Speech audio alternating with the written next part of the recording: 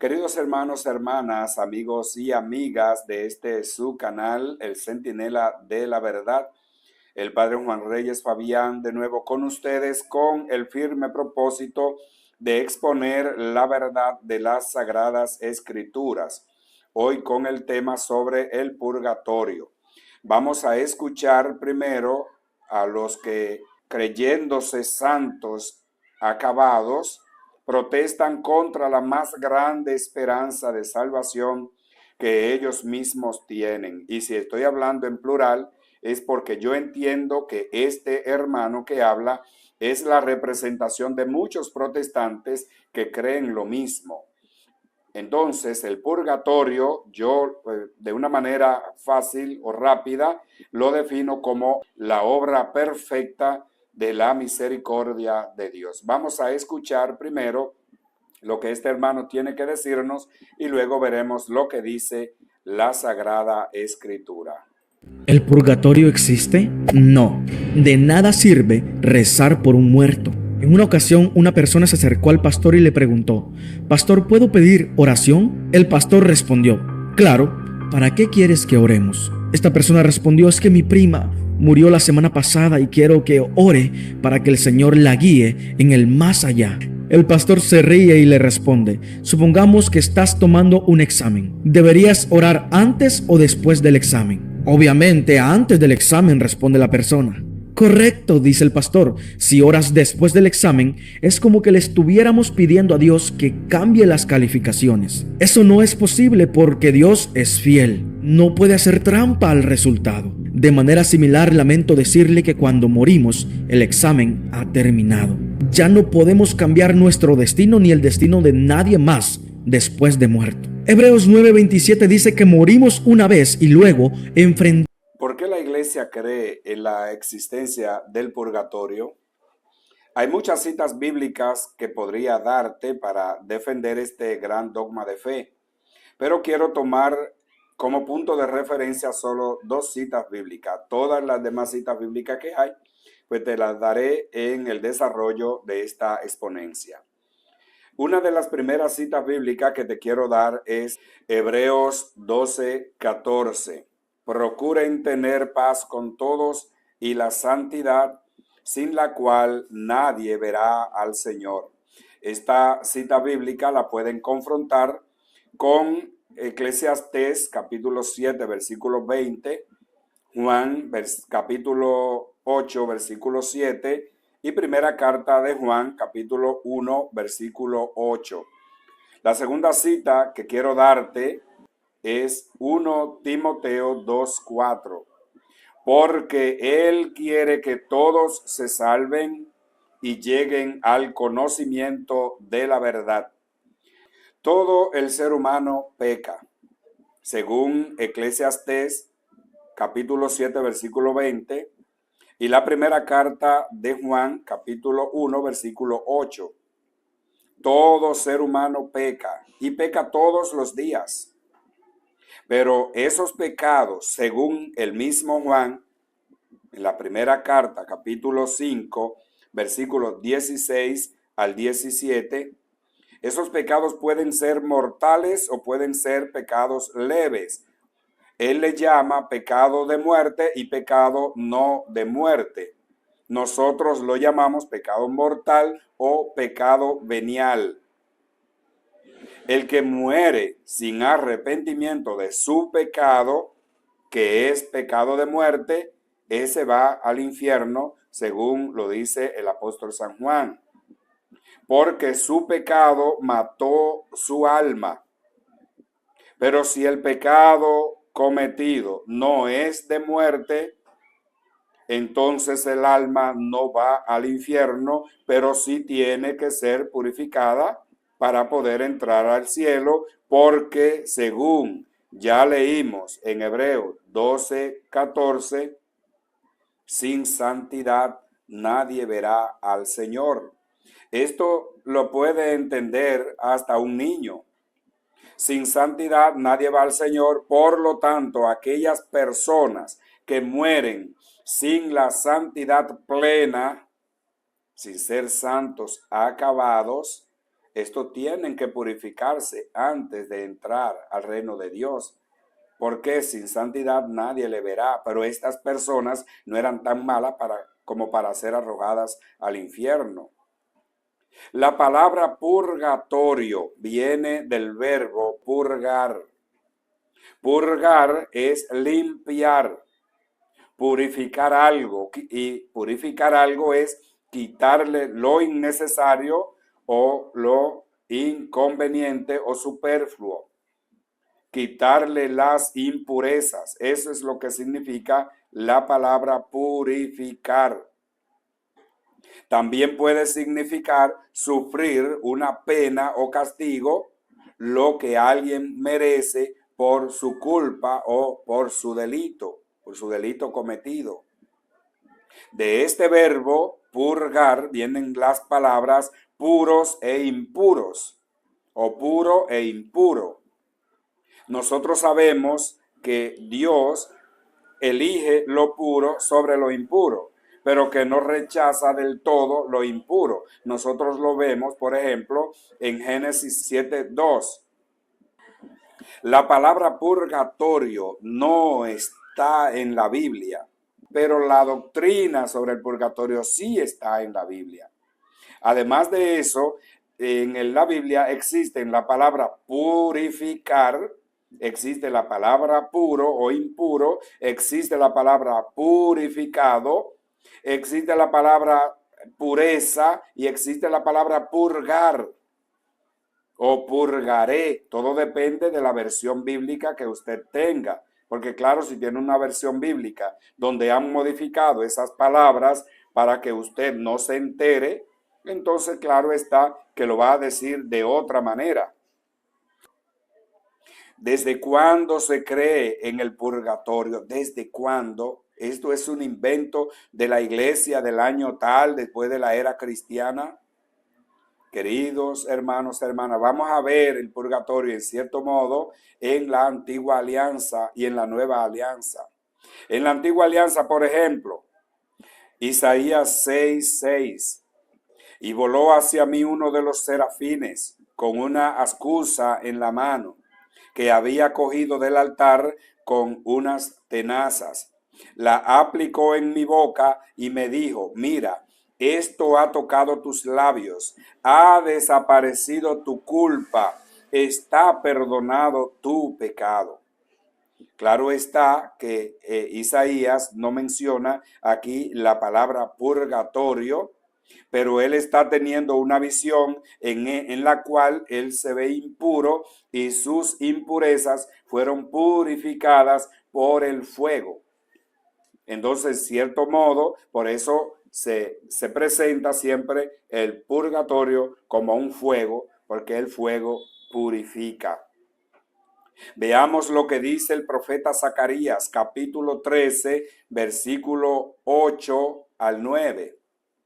Y sucederá en toda esta tierra, oráculo de Yahvé, que 2/3 serán en ella exterminados, y el otro tercio quedará en ella. Yo meteré en el fuego este tercio, los purgaré como se purga la plata, y los probaré como se prueba el oro. Invocará él mi nombre y yo le responderé, diré: él es mi pueblo. Y él dirá: Yahvé es mi Dios. Solo les pido que lean de nuevo y mediten estos versos de Zacarías y se hagan la pregunta: ¿dónde serán purificados? ¿No será en un purgatorio? Pero Zacarías no dice esta palabra purgatorio, pero dice: los purgaré como se purga la plata y los probaré como se prueba el oro. Pero a ustedes esto no les dice nada posiblemente. Vamos a ver lo que nos dice Malaquías, capítulo 3, versículo del 2 al 3. ¿Quién podrá soportar el día de su venida? ¿Quién permanecerá de pie cuando aparezca? porque Él es como el fuego de fundidor y como la lejía de los lavanderos. Él se sentará para fundir y purificar. Purificará a los hijos de Leví y los depurará como el oro o como al oro y la plata. Y ellos serán para el Señor lo que presentan la ofrenda conforme a la justicia. Las palabras de Malaquías convergen en las mismas palabras de Zacarías. Nos habla de fundir, purificar, depurar. Vamos ahora a lo que nos dice el segundo libro de los Macabeos. Aquí los protestantes van a decir, bueno, eso no tenemos por qué creerlo porque nosotros en nuestra Biblia no tenemos Macabeo, pero solamente tómenlo como un testimonio, si quieren. Porque al final de cuentas, esto se escribió antes de Cristo. Estas palabras, aunque ustedes no las tengan en la Biblia. Entonces bendijeron el comportamiento del Señor, justo juez, que saca a la luz las cosas ocultas, y le pidieron que el pecado cometido fuera completamente borrado. El heroico Judas animó a la asamblea a que se abstuviera de cualquier pecado, pues acababan de ver con sus propios ojos lo que había ocurrido a sus compañeros caídos a causa de sus pecados. Claro está, no está hablando de la palabra purgatorio, pero sí están orando por los difuntos para que Dios tenga piedad y misericordia de ellos. Dios puede tener piedad y misericordia. Dios no es como el maestro que va a hacer trampa. No, no es hacer trampa, es tener misericordia. Es que yo no voy a pedirle a Dios que cambie el resultado. Le voy a pedir a Dios que cambie la mente del que tiene que ponerme el resultado. Eso es lo que le voy a pedir a Dios en cierto modo. Eso para comparar, porque dice, no puede, Dios no hace trampa, Dios no va a cambiar el resultado, no. Pero sí puede intervenir para que yo tenga un buen resultado. También dicen los versículos 45 al 46 de este segundo libro de los Macabeos, pero él presumía que una hermosa recompensa espera a los creyentes que se acuestan en la muerte. De ahí que su inquietud fuera santa y de acuerdo con la fe. Mandó pues ofrecer ese sacrificio de expiación por los muertos para que se quedaran libres de sus pecados. No es hacer trampa, queridos hermanos. Si al final de cuentas nosotros creemos en la palabra de Dios, vamos a creer que para Dios todo es posible, que Él puede transformarlo todo en nuestra vida. Y que una persona que muere, esa misma persona no puede hacer nada porque ya murió. Él no puede hacer nada ya por su vida. Pero si Dios escucha las plegarias de nosotros en bien de ese hermano, no significa hacer trampa, querido hermano.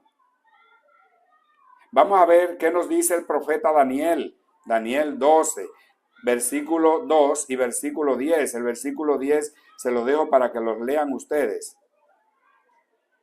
Muchos serán purificados, emblanquecidos y refinados. Los impíos procederán impíamente y ninguno de los impíos comprenderá, pero los entendidos comprenderán. El que tenga oídos para oír, que oiga. Veamos ahora el Nuevo Testamento, la Nueva Alianza, y veamos lo que nos dice Jesucristo y lo que nos dicen los primeros cristianos. Primero vamos a Mateo 5, 25, 26. Esto ya yo sé, a los protestantes nunca le ha dicho nada y ellos lo saben. Y cuando van a refutar la creencia en el purgatorio, creen que esa es la única cita que tienen los católicos para defender este dogma de fe. Trata de llegar a un acuerdo con tu adversario mientras van todavía de camino al juicio. ¿O prefieres que te entregue al juez y el juez a los guardias que te encerrarán en la cárcel? En verdad te digo que no saldrá de allí hasta que haya pagado hasta el último céntimo o el último centavo. Mediten esto y aplíquenlo a nuestra vida. Trata de llegar a un acuerdo, trata de pedir perdón a aquellos que le tienen que pedir perdón, trata de perdonar a aquellos a los que tiene que ofrecerle tu perdón. Eso es llegar a un acuerdo mientras van de camino, mientras caminamos en este mundo. No sea que mueras en el pecado, te lleven al purgatorio. ¿Por qué al purgatorio? Porque esa cárcel no es el infierno. Porque del infierno nadie sale. Y aquí dice el Señor, te aseguro que no saldrá de allí hasta que haya pagado el último céntimo. Si hay una condena, esa condena no es cadena perpetua, ni tampoco es pena de muerte.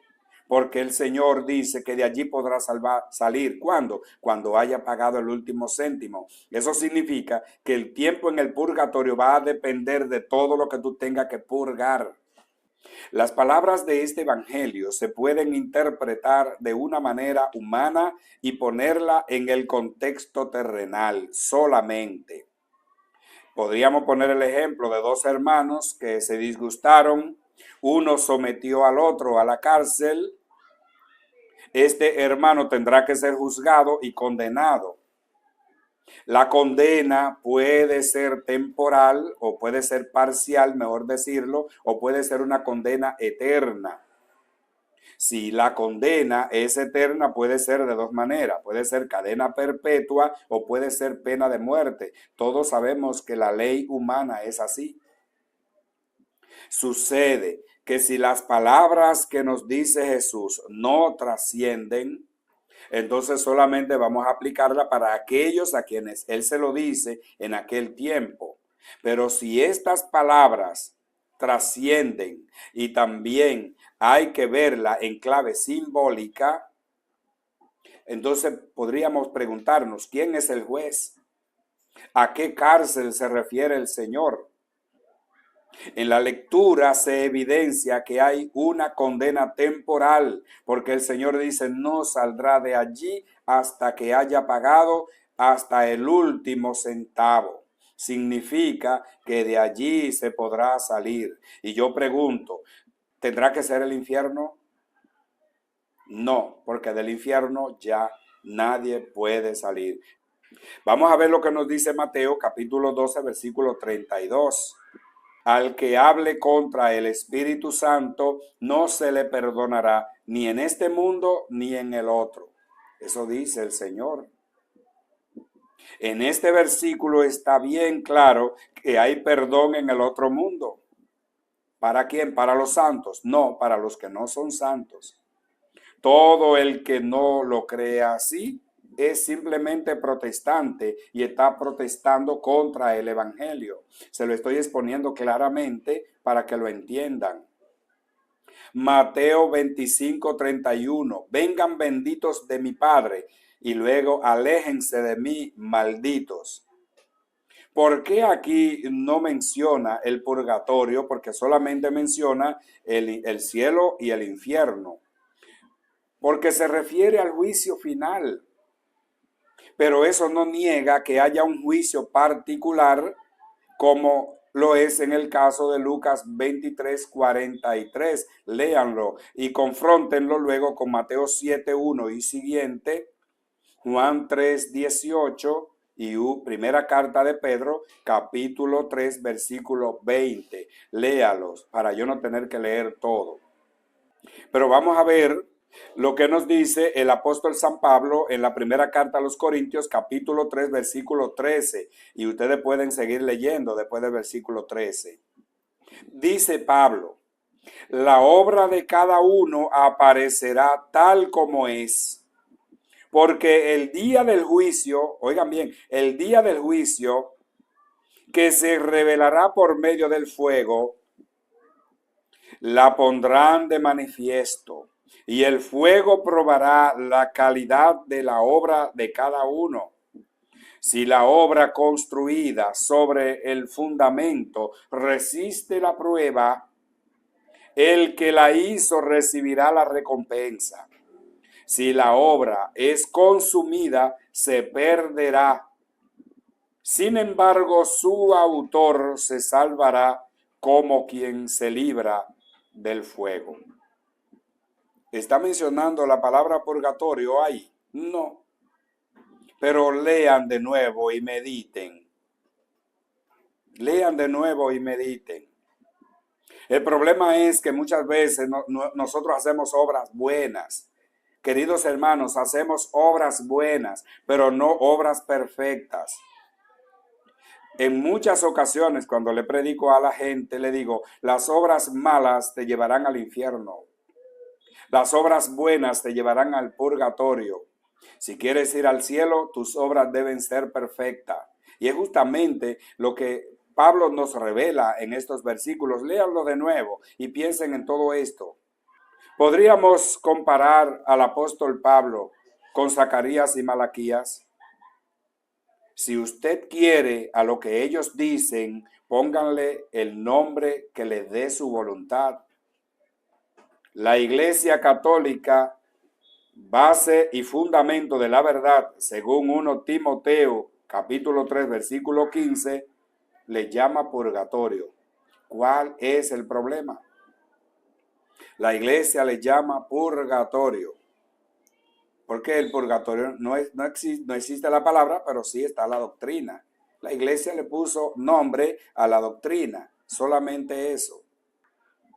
Vamos a ver lo que nos dice el apóstol San Pedro en su primera carta, capítulo 1, versículo 7. Si el oro debe ser probado pasando por el fuego y es solo cosa pasajera, con mayor razón su fe, que vale mucho más.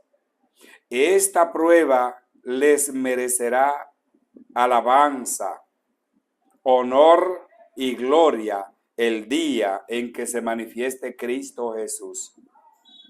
Si esto no le dice nada y ustedes no lo pueden comparar esto con lo que dice el apóstol San Pablo, entonces yo no sé cómo es que leen la Sagrada Escritura.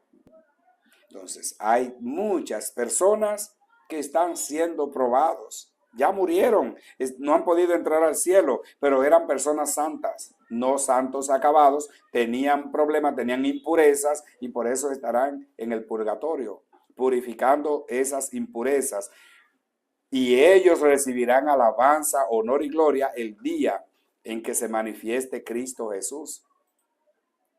No lo entienden, no lo entenderán porque no quieren entenderlo. Ahora miren lo que nos dice la primera carta de Juan. Si alguno ve a su hermano en el pecado, un pecado que no ha traído la muerte, ore por él y Dios le dará vida. Mis queridos hermanos, si ustedes leen unos versículos anteriores, Juan va a decir que toda oración Dios la escucha. Y por lo tanto, no importa el pecado que haya cometido la persona, usted le pide a Dios perdón por esa persona y Dios lo escucha y lo puede perdonar. Si entonces dice en este versículo, ore al Señor y Dios le dará vida, si el pecado no es de muerte, eso significa que está hablando después de la muerte. Dice, hablo de esos pecadores cuyo pecado no es para la muerte. Oigan bien, hablo de esos pecadores cuyo pecado no es para la muerte. Es decir, personas que están en el pecado, pero no son pecados mortales. ¿Qué significa que no son pecados mortales? Que no te apartan totalmente de la gracia de Dios, que no matan el alma. Eso es lo que significa, que no son mortales, que no matan el alma. Dice él, porque también hay un pecado que lleva a la muerte. Y no pido oraciones en este caso. Toda maldad es pecado, pero no es necesariamente pecado que lleva a la muerte. ¿Por qué contradecir al apóstol San Juan? ¿Por qué contradecirlo? Él está diciendo claramente, si el pecado no es de muerte, oren a Dios y Él le dará vida. Si el pecado es de muerte, entonces por ese pecado no pido que oren. Está hablando de la oración por el pecado de alguien que ya murió. Y si leen unos versículos antes se darán cuenta que es así. Está hablando por la petición de perdón para una persona que cometió pecado, pero que no eran pecados de muerte, porque si eran de muerte, no ore por él, porque ya posiblemente nadie lo saca del infierno donde pueden estar. Vamos a ver lo que dice Hebreos 9:27. Así como los hombres mueren una sola vez y después viene para ellos el juicio, ustedes sigan leyendo. Esta es la cita de los protestantes para negar el purgatorio. Pero ella no dice nada en contra de la existencia del purgatorio. Morimos una sola vez y luego el juicio. También ustedes pueden confrontar esto y ver en Mateo 5:25 al 26. Morimos una sola vez y luego el juicio. Los cristianos católicos no negamos eso, por favor. No negamos eso. Fue la Iglesia Católica la que determinó que la carta a los hebreos era palabra de Dios y primero la leyó, la meditó y no solamente la meditó, la interpretó. Al juicio le precede una condena comparada a la condena terrena, la cual, dependiendo del delito, puede ser temporal o puede ser eterna.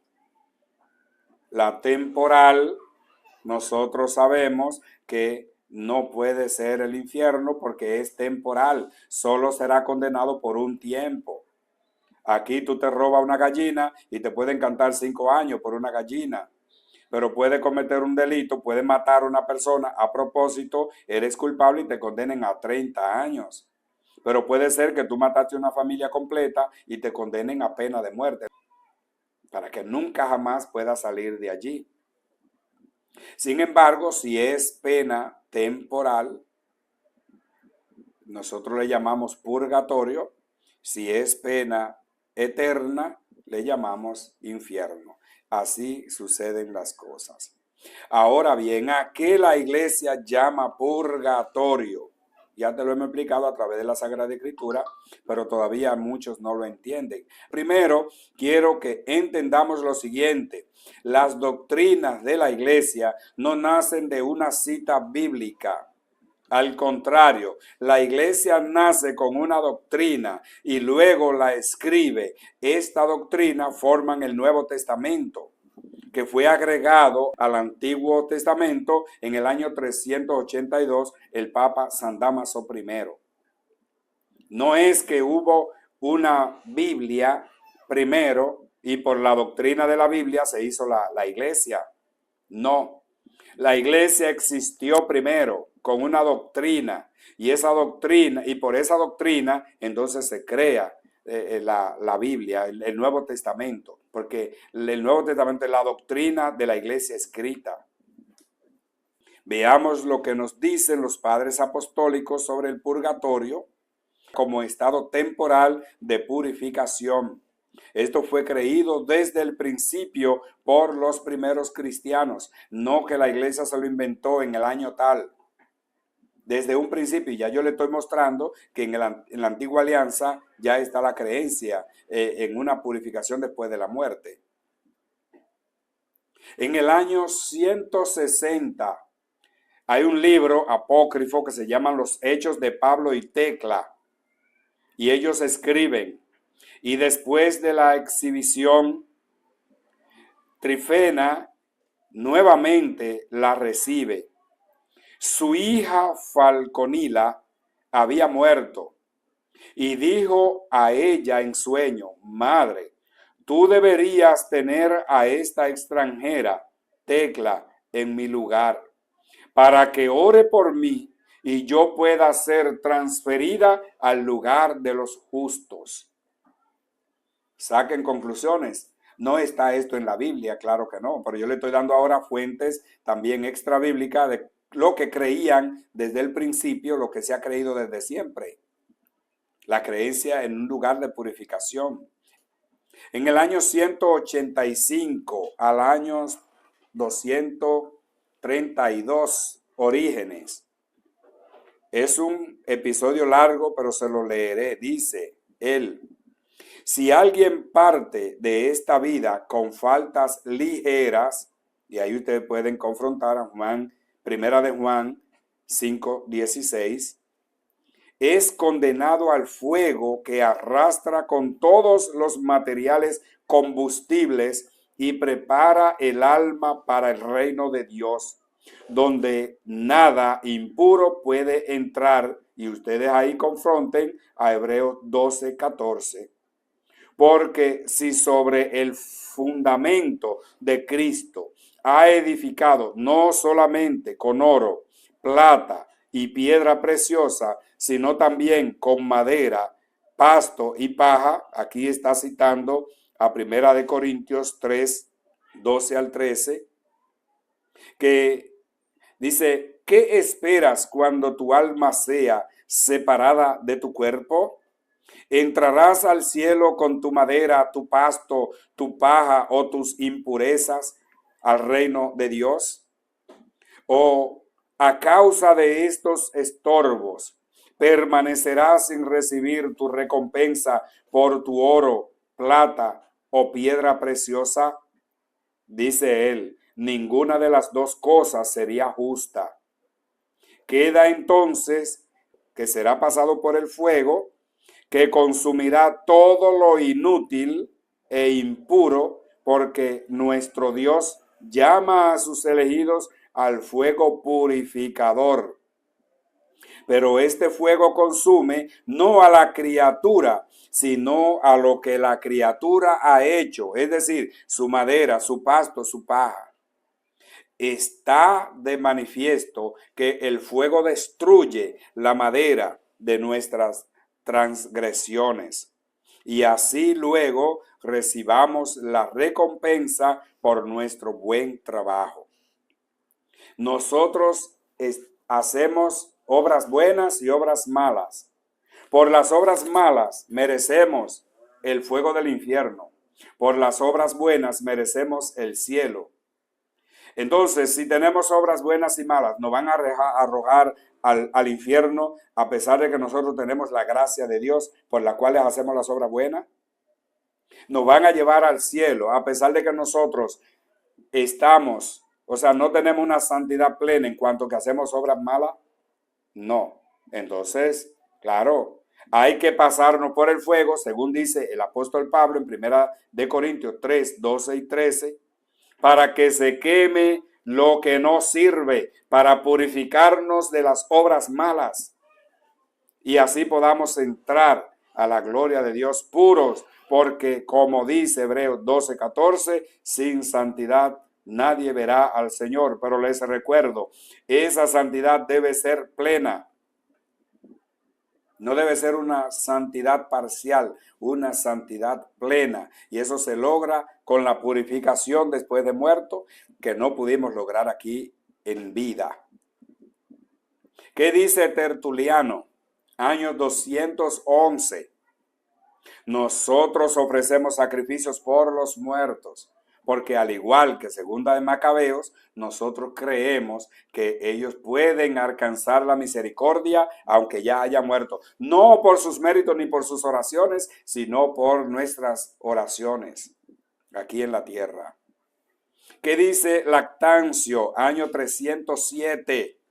El justo cuyos pecados permanecieron será atraído por el fuego. El justo cuyos pecados permanecieron, es decir, el que era bueno, pero habían impurezas en él. en el momento de su muerte. Año 386, San Juan Crisóstomo. No debemos dudar que nuestras ofrendas por los muertos les lleven un cierto consuelo. No lo podemos dudar. ¿Por qué los dudan ustedes, hermanos protestantes? ¿No saben que todo también, ustedes también lo necesitan? Y no es porque ustedes lo necesiten, es porque es la realidad. Dios es misericordioso. Y no solamente Dios es misericordioso, Dios es la misericordia misma. Por eso creemos que el purgatorio es la obra perfecta de la misericordia de Dios. Año 580, San Gregorio Magno, dice él, respecto a ciertas faltas ligeras, lo que Juan le llamará pecado no de muerte, es necesario creer que antes del juicio existe un fuego purificador. Es necesario creer que antes del juicio existe un fuego purificador. Por eso, en aquel juicio final de Mateo 25, versículo 31 y siguiente, no habla de un purgatorio, porque ya es el juicio final. Y allí aparecerán todos y ya estarán purificados algunos que murieron impuros. El purgatorio, queridos hermanos, fue definido como doctrina de fe en el Concilio II de León en el año 1274, pero no significa que es a partir de ahí la creencia en el purgatorio. Le he demostrado que no. Y fue reafirmado luego en los concilios de Florencia, año 1439, diciendo que las almas que llegaron a la muerte en estado de gracia, pero no totalmente purificadas, para entrar al cielo pasan a un estado de purificación que conocemos con el nombre de purgatorio. Yo le dije a ustedes ahorita, pónganle ustedes el nombre que quieran, pero la iglesia le puso el nombre purgatorio. Y en el Concilio de Trento, en el año 1563, se afirma que quienes después del bautismo pecan y se arrepienten, pero mueren en gracia sin haber satisfecho por sus pecados, son purificados después de la muerte. Son personas santas, pero tenían defectos, tenían manchas, no estaban 100% puros y tenían que ir a purificarse, o deben purificarse antes. Las almas de los justos que en el instante de la muerte están agravadas por el pecado venial o por penas temporales debidas al pecado, van al purgatorio. El purgatorio es el estado de purificación. Eso es lo que la iglesia cree. Querido hermano protestante, quizás es necesario que creas más en la Biblia que en tus caprichos o que a lo que te instruyen. Eso no significa que por esto tiene que venir a la iglesia, pero si lo quieres hacer, la iglesia es casa de puertas abiertas. Querido hermano católico, creemos que el purgatorio es producto de la misericordia de Dios, pero recuerden que el purgatorio no es meta, pues no dejará de ser un lugar de castigo. La meta es el cielo. Hay que prepararse para entrar en él sin escala. Millones de personas están siendo arrastrados por una corriente de mentiras. Y como diría el apóstol Pablo en la carta a los Efesios, capítulo 4, versículo 18, viven como niños fluctuantes y llevados a la deriva por todo viento de doctrina, y por ende llevados a la apostasía. según 1 Timoteo 4:1 y siguiente. Si crees que lo que he expuesto con la Biblia es cierto, o por lo menos se le puede dar el beneficio de la duda, compártelo con otros, dale me gusta, coméntalo, y si quieres que te lleguen otros contenidos como este, suscríbete al canal. Gracias por haber escuchado y visto este video hasta el final. Y que Dios Padre de amor y de misericordia te bendiga en el nombre del Padre, del Hijo y del Espíritu Santo.